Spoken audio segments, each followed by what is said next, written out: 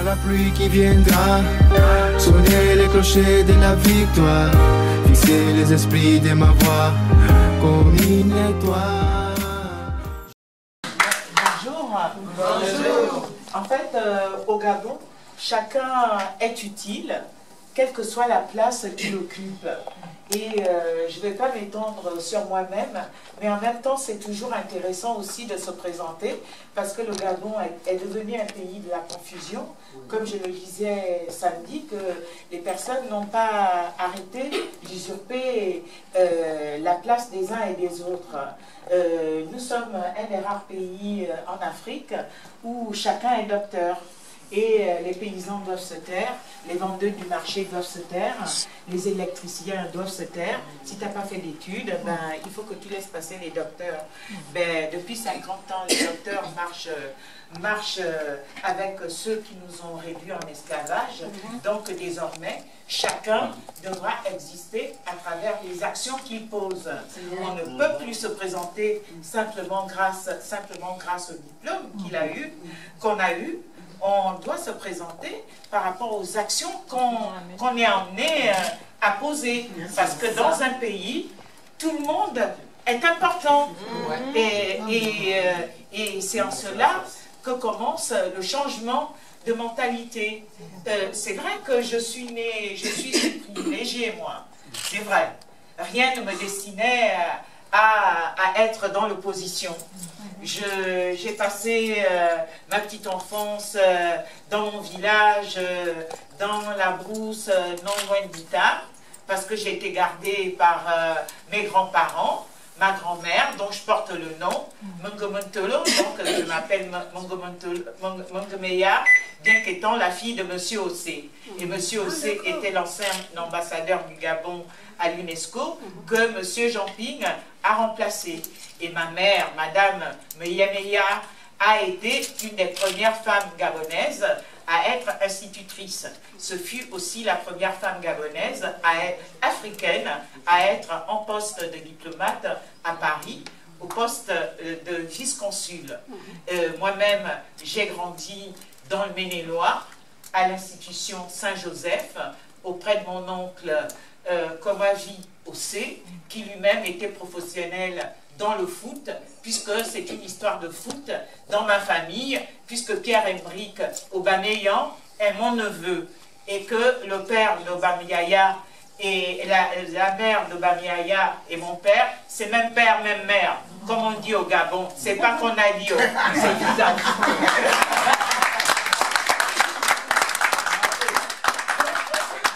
En fait, je suis née dans une famille de privilégiés, c'est vrai, je n'ai jamais manqué de rien, mais en même temps, en faisant le tour du monde, qu'il s'agisse de l'Espagne, qu'il s'agisse de l'Angleterre, où j'ai vécu, de la Suède, du Danemark, je me suis retournée, je me suis dit, ah, ça c'est quelle histoire?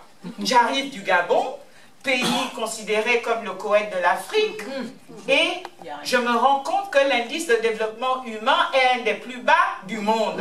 Et on me dit en même temps que c'est un pays producteur de pétrole. Donc, cherchez l'erreur.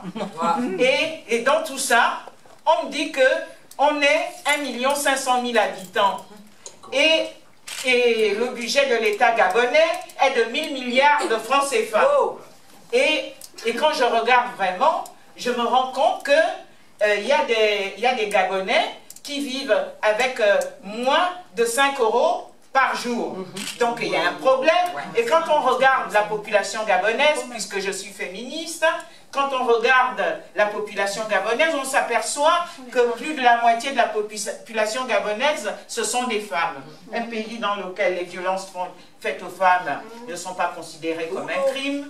Un pays dans lequel il n'y a pas de cantine scolaire, c'est-à-dire il n'y a pas de politique publique de développement. Un pays dans lequel l'accès aux soins est un rêve. Un exemple que je vais vous donner, très concret, M. Ping était à OIM il n'y a pas longtemps. Il y a à OIM un hôpital qui nous a été construit par les Canadiens. Bon, c'était gentil. résultat, dans cet hôpital, il n'y a pas d'eau, il n'y a pas d'électricité. Tu peux seulement te coucher, mais il n'y a pas d'eau, il n'y a pas d'électricité. Or, un pays comme le Gabon peut non seulement produire son électricité, mais peut récolter de l'eau de façon à ce que tous les Gabonais aient accès à l'eau potable. Donc, mon combat, c'est ma part de rêve pour le Gabon, c'est que tous les Gabonais puissent avoir accès à l'eau potable, puissent être considérés comme des citoyens, que leurs droits fondamentaux soient respectés, que l'égalité existe dans ce pays et que ce soit qu'on existe à travers le mérite qu'on a. Le vrai problème du Gabon, c'est que c'est l'usurpation permanente. Ils voyagent, les Gabonais voyagent pourtant, ceux qui sont nantis voyagent pourtant. Ils voient bien qu'ailleurs dans le monde, dans un pays, ben, tu dois respecter les personnes, les citoyens de ton pays. Le Gabon est un des rares pays où ça ne gêne personne de savoir qu'à la rentrée, on demande aux gens d'acheter des tenues pour leurs enfants et le coût de la tenue de l'enfant est plus élevé que le salaire du papa et de la maman réunis.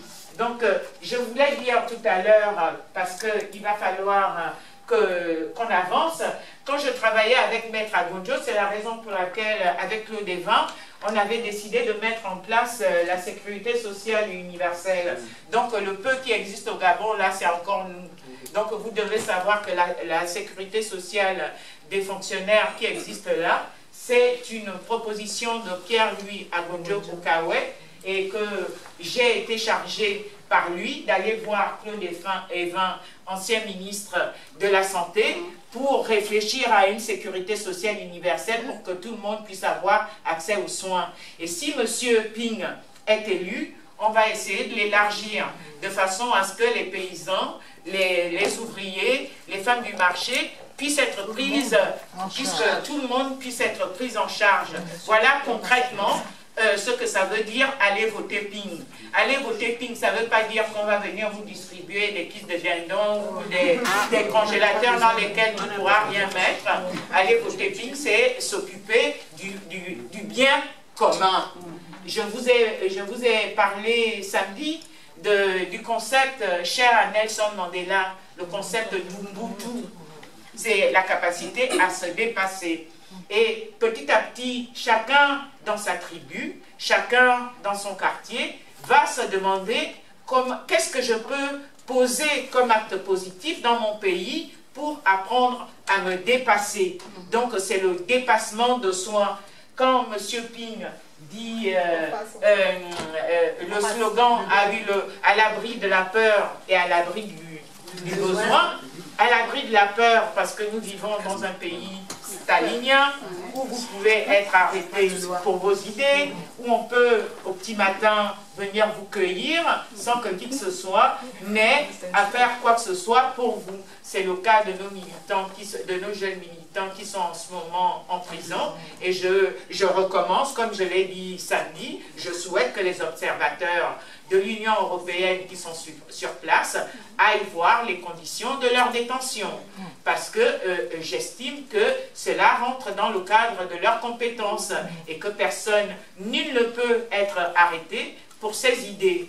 Et je souhaite également que l'ONU, les Nations Unies, puissent faire en sorte qu'il y ait ces représentants avant cette élection ou même pendant cette élection, parce que nous savons que M. Bongo a l'habitude de fermer les frontières pour pouvoir venir arrêter ses adversaires politiques de façon à en faire ce qu'il veut.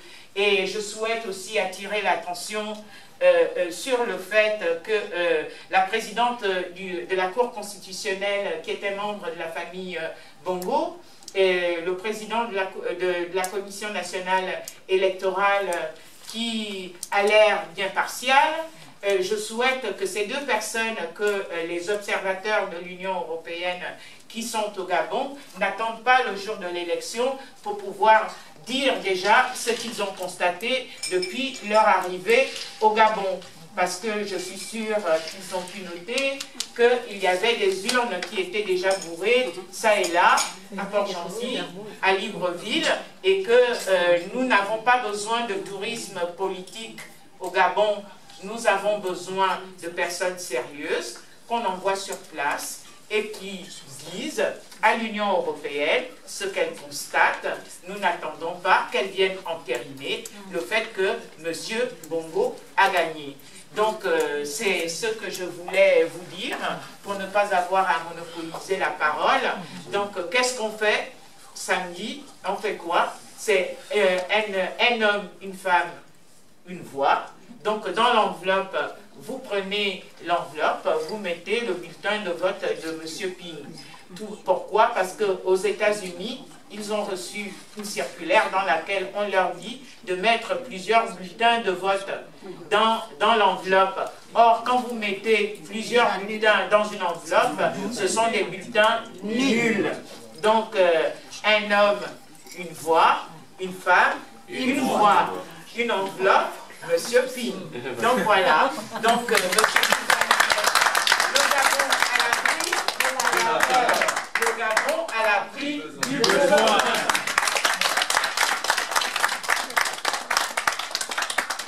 Merci Mamengue pour cette précision et pour ce rappel.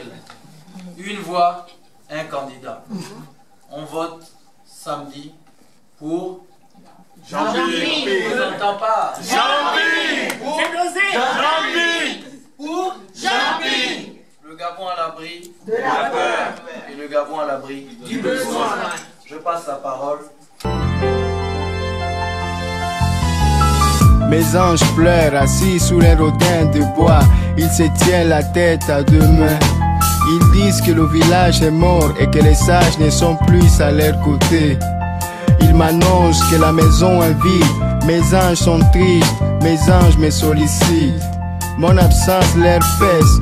Ils me disent qu'ils m'attendent. Ils me demandent pourquoi je reste loin. Ils s'interrogent sur ce qui ne va pas. Le feu est allumé, l'air est vibrant. Mes anges s'agitent, ils me secouent. L'eau est prête, ils hurlent. Reviens vers nous, avec nous, chez toi. Ne crains point d'irradier la lumière. Notre terre doit à nouveau être vivable.